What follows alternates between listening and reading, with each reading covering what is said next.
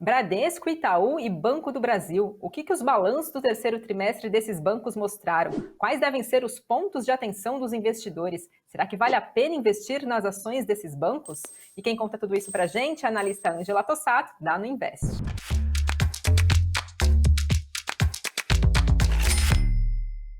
Oi, Ângela, bem-vinda a mais uma edição do programa. Olá, Fábio. Olá, investidores. Então, hoje vamos, falar um pouquinho de três grandes empresas do setor financeiro aqui do Brasil, que é o Banco do Bradesco, o Itaú e o Banco do Brasil. Então, esses três bancos juntos, eles representam 13% do Ibov e 48,5%, do IFNC, que é o nosso índice da B3, que representa, justamente o setor financeiro. É isso aí, hoje a gente vai falar então dos chamados bancões listados na Bolsa Brasileira. A maioria deles já divulgou seus resultados do terceiro trimestre. Ângela, antes da gente falar em específico de cada um desses bancos, o que o investidor deve ficar atento, o que ele deve considerar antes de investir em ações de bancos? Então vamos lá, Fábio? Então, como as instituições financeiras do nosso país são muito sólidas e resilientes, se o investidor espera dobrar ou triplicar seu capital investido em um curto espaço de tempo, não é o setor ideal para isso, Mas se agora esse investidor está buscando aquele ganho de capital consistente, e ao longo do tempo, e uma remuneração extra, em formas de proventos, ele já está olhando então para um setor com boas oportunidades para isso. Agora, o que o investidor precisa considerar antes de investir em um banco é o segmento de clientes desse banco, que na minha opinião também ele é o mais importante, assim como quando a gente analisa o setor de varejo, tá? Porque em momentos macroeconômicos cíclicos, então todas as empresas, bancos, varejo, então eles conseguem entregar bons resultados. Agora, em momentos anticíclicos como o que estamos passando, os que atendem segmentos de renda mais baixa entregam resultados menos efetivos, E o preço das ações tendem a oscilar mais bruscamente, Exemplo do Bradesco há alguns dias, que no decorrer do programa a gente vai comentar com mais detalhes também. É isso aí, já que você já citou o Bradesco, vamos começar por ele, então. O Bradesco reportou queda no seu lucro do terceiro trimestre, a gente viu as ações no dia fecharem forte queda, de mais de 15%. Então, Ângela, de forma geral, que análise que você faz do balanço de Bradesco agora referente ao terceiro trimestre? Bom, vamos lá então, Fábio. Só vou voltar um pouquinho aqui para explicar o que é o Banco Bradesco. Então, ele é aquele banco com o DNA do varejo. Ele foi criado lá na década de 40 com o objetivo de possibilitar crédito às famílias brasileiras menos favorecidas. E esses clientes são o foco do banco até hoje. Mas, dependendo do momento macroeconômico, os resultados do banco decrescem, E é o que a gente está vendo, então, do Bradesco trimestre após trimestre, Com esse momento anticíclico. Esse momento anticíclico é onde a gente tem a inflação e a taxa de juros, em patamares mais elevados, Então, nesses momentos de inflação elevada, o poder de compra das pessoas diminui, principalmente das classes sociais que têm maior peso na receita do banco. E, em consequência disso, é a inadimplência, a elevação da inadimplência, que hoje chega de forma mais agressiva e no último TRI ela foi reportada uma taxa total de 3,9%.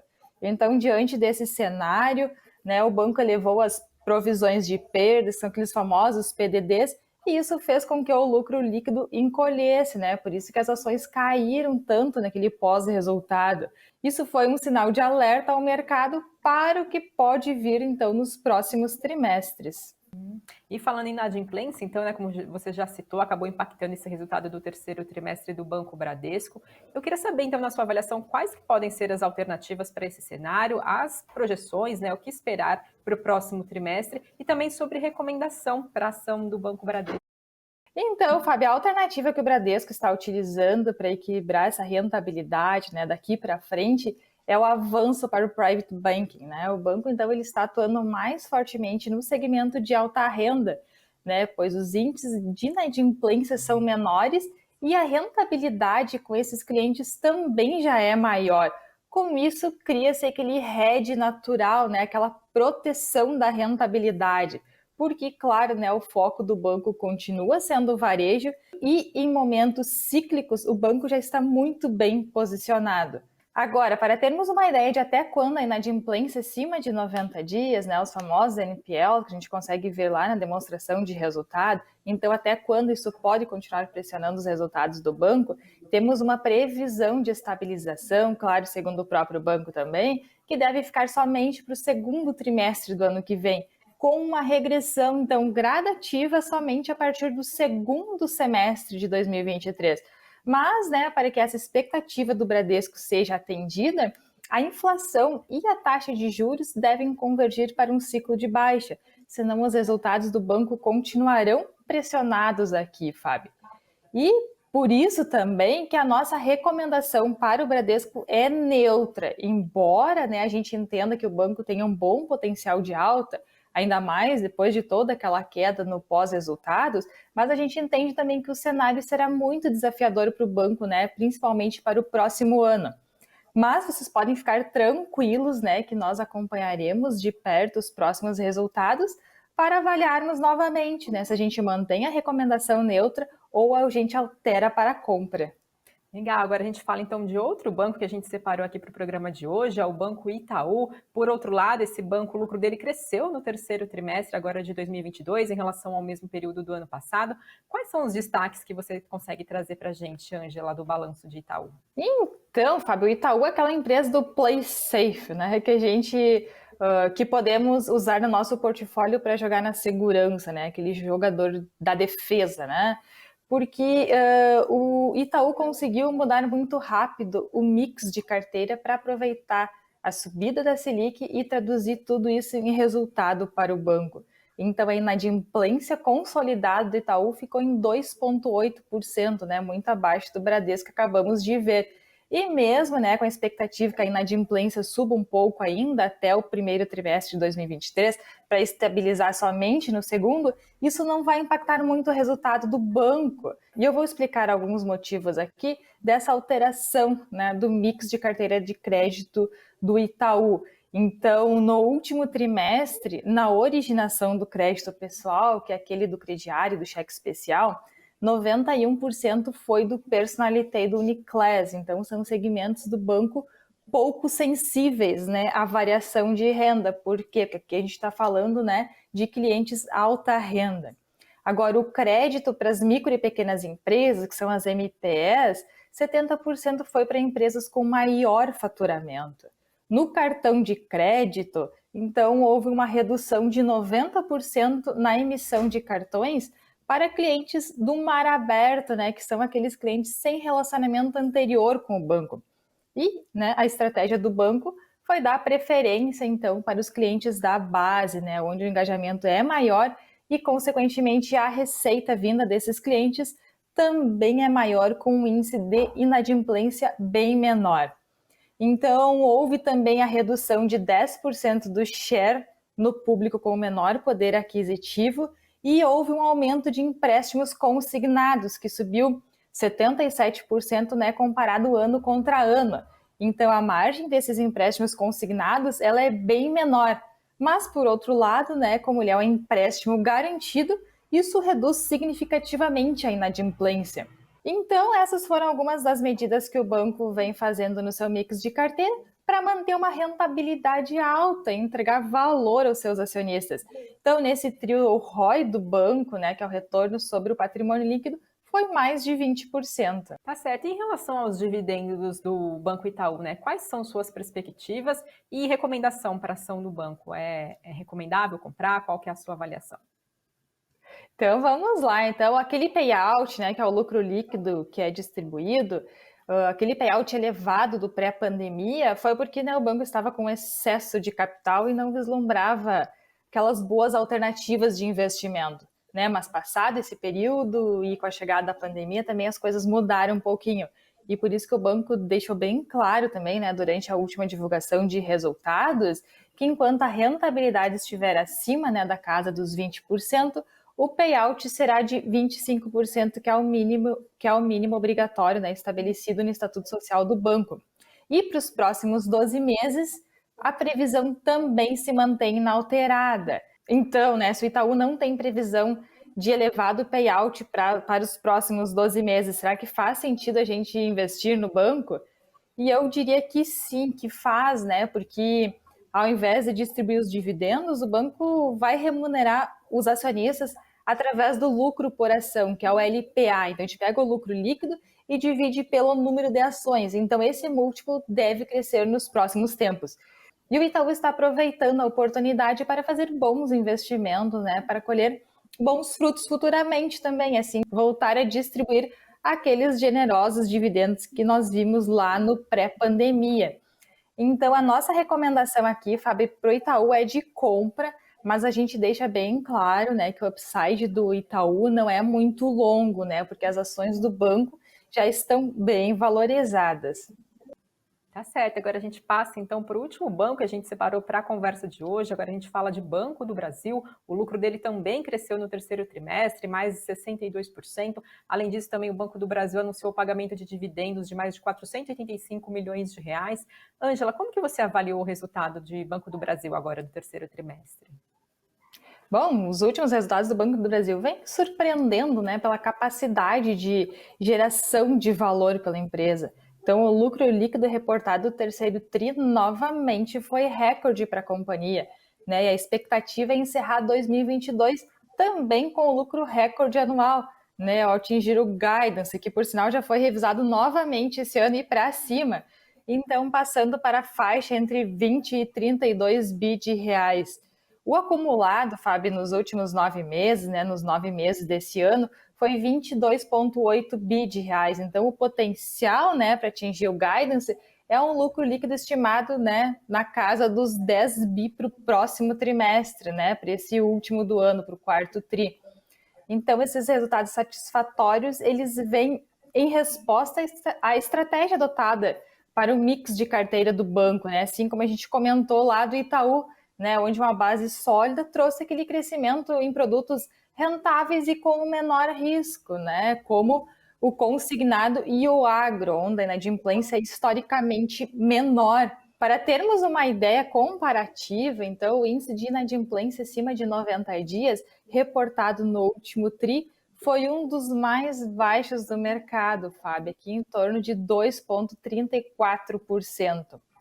Agora, sobre os dividendos, né? O Banco do Brasil ele prevê uma distribuição semestral obrigatória de no mínimo 25% do lucro líquido ajustado, com, claro, a possibilidade de alguma distribuição de dividendos intermediárias, né, entre esse período mínimo obrigatório. Então, no gráfico que a Amanda vai colocar na tela para nós, a gente percebe que a remuneração ao acionista vem crescendo desde 2017, salvo, claro, né, o período da pandemia, onde o Conselho Monetário Nacional estabeleceu que os bancos poderiam distribuir um payout máximo de 30%. Então, podemos desconsiderar esse período, tá, gente? Mas só esse ano o Banco do Brasil já distribuiu 40% do lucro líquido, com um retorno em dividendos de aproximadamente 8%. Então, para os próximos 12 meses, esse retorno em dividendos, né, que é o dividend yield, previsto é na casa de 2 dígitos, então acima de 10%, né, devido à excelente performance operacional. E a previsão de payout também continua estável, né, se mantém na casa dos 40%. E, Ângela, com o período eleitoral aqui no Brasil, a gente viu as ações de Banco do Brasil serem impactadas. Agora, com a definição desse cenário, com a eleição então de Luiz Inácio Lula da Silva como próximo presidente da República, o que esperar de Banco do Brasil, já que é uma estatal, diferentemente, por exemplo, de Bradesco e também de Itaú? Qual que é a recomendação para a ação de Banco do Brasil? Então, Fábio, né, o Banco do Brasil já existe, né, aqui há mais de 200 anos. Então, há 214 anos mais especificamente. E ele foi um banco criado durante a era do Brasil colônia ainda. Então, ele já passou por diversas formas de governo, né, diversas estratégias políticas e também já atravessou várias crises econômicas. Por isso, hoje, né, o Banco do Brasil é uma das instituições mais longevas em operação a nível mundial. Mas, né, nem por isso ele está blindado de interferências políticas, porque como tu bem comentou, né, ele é uma empresa controlada pela União, né, uma empresa estatal. Mas o plano estratégico de longo prazo, aprovado recentemente, né, para os próximos 5 anos da empresa, traz uma camada extra contra possíveis intervenções políticas, né? Então, 50% dos membros do conselho de administração são independentes, sendo 2 deles representantes dos minoritários. Então, a estrutura interna do banco, né, até o âmbito de diretor estatutário, somente funcionários de carreira podem ocupar os cargos. As decisões são colegiadas, né, que ninguém pode decidir sozinho, né? Além da existência de comitês temáticos, onde as questões específicas são tratadas por quem possui uma experiência prévia sobre o tema, né? Então, o plano estratégico de longo prazo do Banco do Brasil é uma camada adicional de segurança, o que não impede por completo, claro, né, intervenções políticas. Por isso que vimos a queda também expressiva das ações no pós-resultados das eleições. Mas, né, isso visa proteger os resultados do banco através, né, da sua eficiência operacional, claro. Então, para encerrar a análise do BB aqui, né, e dos 3 grandes bancos, a nossa recomendação é neutra para o Banco do Brasil, devido, né, à volatilidade dos papéis nos últimos meses e também por entendermos que essa volatilidade pode demorar um pouquinho mais para estabilizar, devido ao novo governo, né, e suas estratégias um pouquinho controversas, né, quando o assunto são empresas controladas pela União. Mas, diante disso, e por enquanto, a gente prefere ficar de fora, então, do Banco do Brasil, para evitar um risco desnecessário em nosso portfólio, Fábio. Tá certo, Ângela. Ficam aí, então, as 3 análises de Banco do Bradesco, Itaú e Banco do Brasil, então, depois da divulgação desses resultados do terceiro trimestre. E agora a gente parte para um outro bloco do programa, que é responder as perguntas que são enviadas por quem acompanha o Invest News. Vamos a elas? Parei aqui algumas perguntas, recebemos a pergunta sobre o Banco do Bradesco, Banco do Brasil, então vamos a elas. A primeira delas, na verdade, vou acabar juntando 2. A primeira delas que recebemos é do Felipe Pina, e ele comenta, né? Bradesco dormiu no meio digital, mas se comprar um player desse, vai decolar. Quem também perguntou sobre Banco Bradesco foi TC Chaves, e ele diz, no momento você compraria Itaú ou Bradesco?